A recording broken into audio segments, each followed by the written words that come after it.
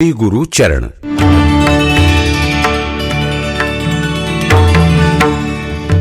श्री गुरु चरण सरोज रज, निज मन मुकुर सुधारी।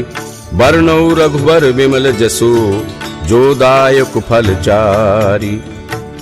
श्री गुरु महाराज के चरण कमलों की धूली से अपने मन रूपी दर्पण को पवित्र करके श्री रघुवर के निर्मल यश का वर्णन करता हूँ, जो चारों फल धर्म, अर्थ, काम और मोक्ष को देने वाला है। अरे जल्दी उठ यार। सुबह सुबह रवि अपने रूममेट संजीव को कंधे से झंझोड़ता हुआ चिल्लाया। अब कौन सा पहाड़ टूट पड़ा जो इस तरह से चिल्ला रहे हो? एक तो पूरी रात जागकर मैं अपनी थीसिस पर सर फोड़ता रहा और अब सुबह सुबह सोने भी नहीं दे रहे हो। कुछ तो रहम करो मेरे भाई। संजीव ने जम्हाई लेकर अपनी आंखें मलते हुए कहा, यार ये सोने का वक्त नहीं है। अगर पूरी बात सुनेगा तो नींद कोसों दूर भाग जाएगी। रवि फिर से उत्तेजित स्वर में बोला, क्या हुआ? फिर कोई किस्सा कहानी लेकर आया है? वही घिसा पिटा डेविड और गोलियत जैसा? संजीव ने कहा, अरे मूड इंसान, पहले पूरी बात तो सुन। कल रात अचानक भारी दिल का दौरा पड़ने से तुम्हारी गाइड की मृत्यु हो गई है, रवि ने कहा। जैसे ही रवि की कही ये बात संजीव की समझ में आई, वो कुछ पलों के लिए हक्का बक्का रह गया। हे भगवान, एकाएक लगे इस आघात से उबरने में उसे कुछ पल लगे। फिर उसने मरे से स्वर में पूछा, सुबह सुबह मजाक तो नहीं कर रहे हो? उसे अपने चारों ओर गहरा काला अंधेरा सा छाता नजर आया और अपने सपनों का सुंदर संसार एक झटके में टूटता बिखरता सा लगने लगा। मैं भला इतना बुरा मजाक क्यों करूंगा, वो भी तेरे साथ? तुम्हारे विभाग के सभी लोग उनके घर जा रहे हैं और कुछ ही देर में उनका अंतिम संस्कार होने वाला है, रवि ने उत्तर दिया। मेरे अखबार के चीफ एडिटर ने भी मुझे फोन करके इस पूरी घटना की रिपोर्टिंग करने को कहा है। अरे तब तो दौड़कर ही उनके घर जाना पड़ेगा, संजीव ने फटाफट अपने कपड़े और जूते समेटते हुए कहा। Doctor Sanjeev Tripathi 5 foot 11 inch लंबा, दुबला पतला एवं वर्गाकार चेहरे मोहरे का नवयुवक था। उसका चौड़ा माथा एवं गहराई में धसी आंखें उसके बौद्धिक व्यक्तित्व को भली भांति दर्शाते थे और चेहरे पर बिखरी अस्त व्यस्त बढ़ी हुई दाढ़ी मूछें उसकी अपनी थीसिस के अंतिम चरण की तैयारियों के प्रति तल्लीनता और गंभीरता दर्शाने हेतु पर्याप्त थीं। संजीव को घबराया हुआ देखकर रवि ने उसे अकेला न छोड़ने का फैसला किया। 10 वर्षों के इस दोस्ताने और एक दूसरे के प्रति प्रेम और समर्पण की भावना ने इस संबंध को दोस्ती के दायरे से परे ले जाकर एक भाईचारे से भरे हुए संबंधों में बदल दिया था। स्कूल की शिक्षा के बाद जब संजीव ने आयुर्वेद स्नातक में प्रवेश लिया, तो दूसरी ओर रवि ने कला स्नातक में प्रवेश लेकर स्वयं के पत्रकार बनने के सपने को साकार करने की दिशा में कदम बढ़ाया। वे अब तक के अपने जीवन में एक दूसरे के सुख दुख के साथी थे। हालांकि रंग रूप और मानसिक क्षमताओं के आधार पर रवि और संजीव में आकाश पाताल का अंतर था, फिर भी उन दोनों में गाढ़ी छंती थी। रवि संजीव की अपेक्षा कम लंबाई का एक गोल चेहरे युक्त भरे भरे से शरीर का स्वामी था, जिसके सिर के घुंघराले और घने बाल माथे तक फैले हुए थे। हालांकि स्वभाव से वो चंचल प्रवृत्ति का था, परंतु जहां किसी भी घटना की अंदरूनी जानकारी निकालने का सवाल था, तो इन मामलों में उसकी सूंघने की शक्ति अत्यंत तीव्र थी और कम से कम इस मामले में उसका कोई सानी ना था। और उसका यही स्वभाव उसे पत्रकारिता जैसे चुनौतीपूर्ण और रोमांचक पेशे में ले गया था। स्कूल की प्रारंभिक शिक्षा समाप्त करके दोनों ही एक साथ उच्च शिक्षा हेतु अपना शहर पौड़ी छोड़कर देहरादून आ गए थे और एक किराए के कमरे में एक साथ रहने लगे थे। आर्थिक स्थिति बहुत सुदृढ़ न होने के कारण ये दोनों ही अपनी पढ़ाई एवं अन्य जरूरी खर्चों के लिए पार्ट टाइम जॉब करने लगे थे और इस तरह जीवन के उन शुरुआती कठिन और मुश्किल दौर में हर तरह से एक दूसरे के सुख दुख के सहभागी बनकर रहे थे।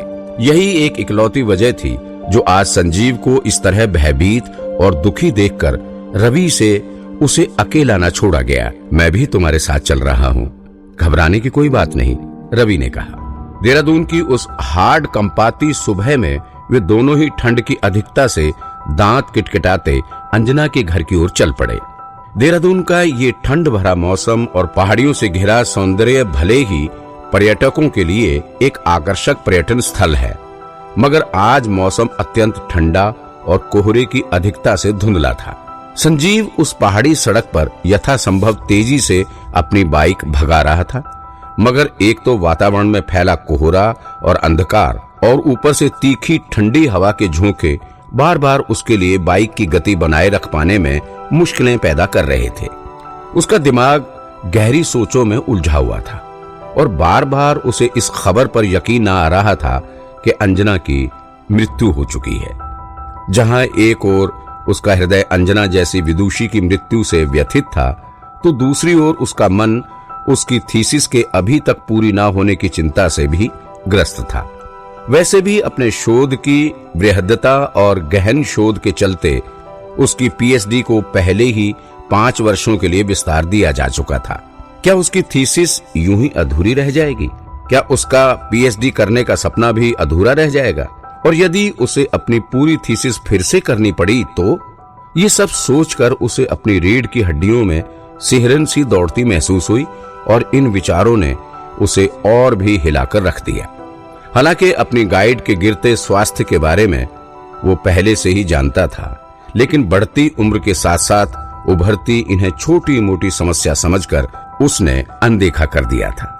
वैसे भी अंजना पर उम्र अब अपना असर दिखाने लगी थी और उसमें वो सभी लक्षण दिखने लगे थे जो बढ़ती उम्र के साथ आम दिखने लगते हैं। मगर ये सब कुछ ऐसा ना था जिसकी देखभाल ना की जा सकती हो या फिर इतनी घातक रही हो। ये दिल का दौरा पड़ जाने की घटना, और वो भी इतनी शीघ्र, उसके लिए पूर्णतया अकल्पनीय और अनपेक्षित थी। इस घटना से एक दिन पहले ही वो एक विशिष्ट वक्ता के तौर पर एक राष्ट्रीय सम्मेलन में आमंत्रित थी, जहां उन्होंने अपने हालिया शोध को लेकर पर्चा पढ़ा था। वो और संजीव दोनों ही पिछले 5 वर्षों से एक ऐसी औषधि पर अपना शोध कर रहे थे जिसमें असीम संभावनाएं दिख रही थी, और यही संजीव का डॉक्टोरल वर्क था और अंजना की अनुसंधान संबंधी उपलब्धियों में से एक और उपलब्धि। समय की गति के चलते घटनाक्रम में आए एकाएक इस परिवर्तन ने सारी परिस्थितियों को बदलकर रख दिया था, और अंजना की ये अकस्मात मृत्यु इस बदलाव का मुख्य कारक था। न केवल थीसिस अधूरी रह गई थी, बल्कि एक महत्वपूर्ण खोज अपने अंत तक पहुंचने से पहले ही दम तोड़ गई थी। 5 वर्षों की अनथक मेहनत और किए गए सभी प्रयास व्यर्थ सिद्ध होने वाले थे, और इन्हीं सब विचारों में डूबता उतराता संजीव का दिमाग अपनी डॉक्टोरल डिग्री को पूरा करने को लेकर चिंतित था। इन्हीं विचारों में खोया संजीव अंजना के घर पहुंचा। घर एक पहाड़ी सड़क के ढलान पर स्थित एक पुराना बंगलानुमा मकान था, जिसमें एक काफी बड़ा बागीचा बना हुआ था जो चारों ओर से हरी भरी घास से ढका हुआ था, और ओस की बूंदें उस घास पर मोतियों की शक्ल में बिखरी पड़ी थीं। बंगले के मुख्य प्रवेश द्वार तक जाने के लिए एक पत्थरों का रास्ता बना हुआ था, और बंगले के उस सिरे की ओर छत से ढेर सारी छोटी बड़ी लताएं लटक रही थीं। बंगले के सामने का हिस्सा आज भी उसी प्रकार लाल और सफेद पेंट से पुता हुआ था जैसे उसके पूर्व मालिक अंग्रेज छोड़ गए थे। भारी लकड़ी के दरवाजे और खिड़कियां इस बंगले की खूबसूरती में अतिरिक्त आकर्षण पैदा कर रहे थे। मैं बाहर ठहर कर तुम्हारा इंतजार करता हूँ, रवि ने बंगले के बाहर सड़क पर बाइक से उतरते हुए कहा।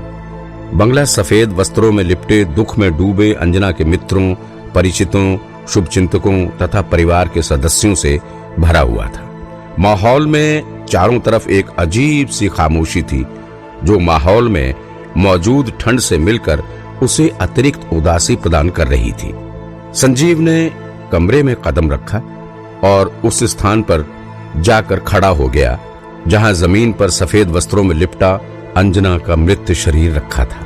उसकी आंखें डबडबा रही थीं। उस समय भी अंजना के चेहरे पर एक शांत स्निग्ध मुस्कुराहट बसी हुई थी, मानो वो अपने परमपिता की बाहों में अलसाई सी सोई पड़ी हुई हूं। वहां मौजूद सभी लोग ऐसी दिव्य आत्मा के इस तरह असमय ही इस संसार से चले जाने की वजह से दुखी थे और हौले हौले सुबक रहे थे। अंजना को इस तरह जमीन पर लेटा देखकर संजीव और उसकी थीसिस को लेकर दिमाग में उमड़ घुमड़ रही चिंताओं को भूल गया और आंखों में आंसू लिए एकटक अंजना को निहारने लगा। और भला उसे ये दुख क्यों ना होता। आखिरकार उसने अपनी उस शिक्षिका को खोया था जिन्होंने हमेशा प्रेमपूर्ण और वात्सल्य भाव से कदम कदम पर उसका मार्गदर्शन किया था। उसने आगे बढ़कर अंजना के चरण छुए, जो कभी सफेद कमल पुष्प की तरह उजले और धवल हुआ करते थे और अक्सर जिन्हें छुए जाने पर उसने उन्हें खिल उठते महसूस किया था। आज वही चरण कमल निष्प्राण से पड़े हुए थे। उसकी रुलाई फूट पड़ी, दिल में एक गहरी टीस सी उठी और आंखों की कोरों से झरझर बहते आंसुओं में से एक आंसू अंजना के चरणों में गिर गया। किसी तरह उसने खुद को संभाला और अपने आंसू पहुंचकर वहां बैठे अन्य लोगों के साथ ही एक कोने में बैठ गया। यूं ही बैठे बैठे उसकी निगाह भटक कर अंजना के मृत शरीर की ओर गई तो उसने एक 40 वर्षीय व्यक्ति को मृत शरीर के पास बैठा पाया, जिसकी आंखों में गहरे दुख की परछाइयां तो थीं, मगर चेहरे पर एक अनोखी संतुष्टि के से भाव भी थे, मानो वो इस बात को लेकर पूरी तरह आश्वस्त हो कि अंजना ने अपनी शांतिपूर्ण यात्रा पूरी करके स्वर्ग में अपना आसन ग्रहण कर लिया था। उस व्यक्ति के पास ही 30 के पेटे में पहुंचा हुआ एक और व्यक्ति बैठा था, जिसकी आंखें लगातार रोते रहने की वजह से लाल सुर्ख थीं और चेहरे पर क्रोध के भाव थे। वो दुख में डूबी और गहरे क्षोभ भरी आवाज में बड़बड़ा रहा था, मैं उस डॉक्टर विक्रम के बच्चे को छोड़ूंगा नहीं। उसका गला रुंधा जा रहा था। शांत हो जाओ सुरेश, भला ये कोई समय है ऐसी बातों का, उसके पास बैठे व्यक्ति ने कहा। पवन भैया, वो जरूर हमसे कुछ छुपा रहा है, सुरेश ने उत्तर दिया।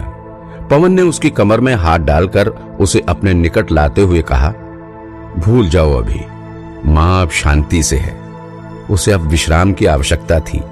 पूरी जिंदगी उसने कठिन परिश्रम ही किया है और लगातार काम करते रहने से थक गई थी, सोने दो उसे अब। उनके ठीक सामने एक नवयुवती के साथ कठोर और दृढ़ चेहरे वाले एक वृद्ध बैठे हुए थे, जो दुखी नजर आ रहे थे। नवयुवती सिसकते हुए बोली, पापा, मुझे बुआ जी की बहुत याद आएगी, वो बहुत ही भली थी। उस नवयुवती के पास ही एक और महिला बैठी थी, जो धीरे धीरे सुबक रही थी। उन्होंने नवयुवती को अपने गले से लगाते हुए कहा, भूमिजा, दीदी एक मजबूत इरादों वाली स्त्री थी, जिंदगी में कैसी भी परेशानी उन्हें डिगा नहीं सकी थी। वो तुम्हें बहुत प्यार करती थी, अगर तुम इस तरह रोओगी तो उनकी आत्मा को तकलीफ पहुंचेगी। मम्मी, मुझे उनकी याद बहुत आ रही है। मुझे लग रहा है मानो मैंने अपने उस गुरु को खो दिया, जिसने जिंदगी के हर मोड़ पर कदम कदम पर मुझे हिम्मत दी है। अब भला मैं किससे उस सहारे, उस मार्गदर्शन की उम्मीद रखूंगी। उसने अपने आंसुओं को पोंछते हुए मन में उमड़ रहे दुख की तीव्र भावनाओं के वेग को नियंत्रित करने की असफल चेष्टा की। लक्ष्मण घर पर अकेला है, तुम जाकर उसे संभालो। महिला ने भूमिजा को इस तरह भावनाओं के भंवर में डूबते उतरते देखकर समझाते हुए कहा। रवि बाहर सड़क के किनारे एक चाय की दुकान पर संजीव का इंतजार कर रहा था, जहां लोग तरह तरह की बातचीत कर रहे थे। उस वक्त उन लोगों के बीच अंजना की रहस्यमयी मृत्यु को लेकर ही तरह तरह की अटकलबाजियां चल रही थीं। मैंने सुना है कि कॉन्फ्रेंस में ही किसी ने उन्हें कॉफी में मिलाकर कोई दवा वगैरह खिला दी थी। वहां मौजूद एक सज्जन ने अपना ज्ञान बघारा। अरे भाई, मैंने तो यहां तक सुना है कि उन पर किसी बुरी आत्मा वात्मा का भी साया था और वहां आईसीयू में मौजूद सभी लोगों ने उन्हें कुछ बड़बड़ाते हुए भी सुना था। एक व्यक्ति ने बड़े नाटकीय अंदाज में अपनी राय पेश की। हाँ, होने को तो ये भी हो सकता है। वैसे भी उन्होंने गृह चिकित्सा और भूत विद्या में ही अपनी डॉक्टरेट की हुई थी। वैसे सुना तो ये भी है कि उन्होंने कोई बहुत ही अनोखी चीज खोज ली थी, शायद कोई तंत्र वगैरह। वहां मौजूद एक और व्यक्ति ने लोगों की जानकारी में बढ़ोतरी की। जहां तक मेरी जानकारी है तो मैंने सुना है कि कोई पारिवारिक संपत्ति का भी विवाद था और अपने बड़े बेटे के जिस मकान को वो अपनी प्रयोगशाला के तौर पर प्रयोग करती हैं, वो प्रॉपर्टी दरअसल उनके भाई की है। अब भला हम लोग कैसे जान सकते हैं कि अंदर की बात क्या है? क्या पता भाई से ही इस मुद्दे पर कोई मनमुटाव रहा हो, किसी ने कहा। वो एक बहुत बड़ी वैज्ञानिक थी और कॉलेज में सब लोग बता रहे थे कि हाल ही में वो कोई बहुत ही जरूरी और बहुत बड़ी खोज पूरी करने वाली थी। क्या पता ये उनके किसी दुश्मन या फिर किसी प्रतिद्वंदी का काम हो। एक और व्यक्ति ने अपनी बात रखी। आप लोग किसके बारे में बात कर रहे हैं? रवि ने अनजान बनते हुए एक से पूछा। उस बंगले की मालकिन डॉक्टर अंजना के बारे में। उस व्यक्ति ने बंगले की ओर अंगुली से इशारा करते हुए कहा।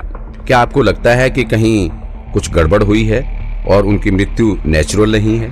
उसमें कोई फाउल प्ले की भी संभावना है? रवि ने पूछा।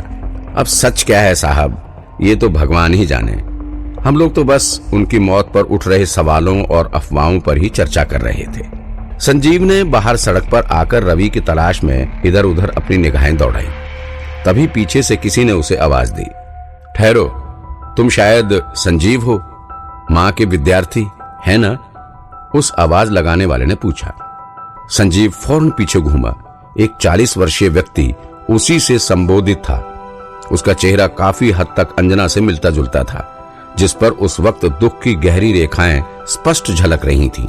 परंतु उस चेहरे पर कुछ अलौकिक सा तेज भी था, जिसमें शांति और एक अनदेखी सी कोमलता के भाव भी झलक रहे थे। वो अपनी उम्र से काफी कम लग रहा था और अपने गठे हुए लंबे कद, मजबूत कद काठी और उभरी हुई मांसल भुजाओं के चलते पहलवान सा दिख रहा था।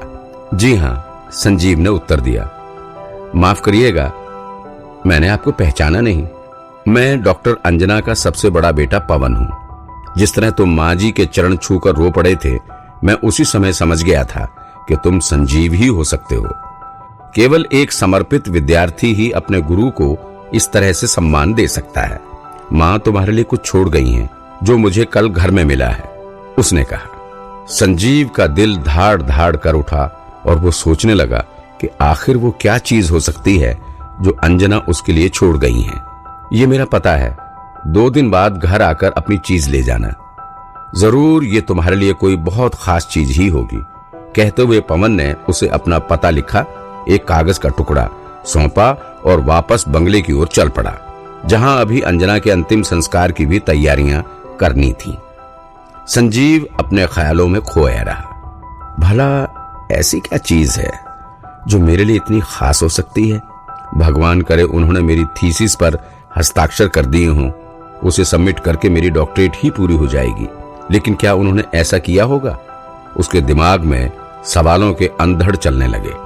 रवि ने संजीव को इस तरह अपने ख्यालों में खोए खड़ा देखकर उससे चलने को कहा। दोनों ही वहां से चल पड़े, मगर संजीव का दिमाग इसी सवाल में उलझा रहा कि ऐसी क्या खास चीज थी जो अंजना ने उसके लिए छोड़ी थी।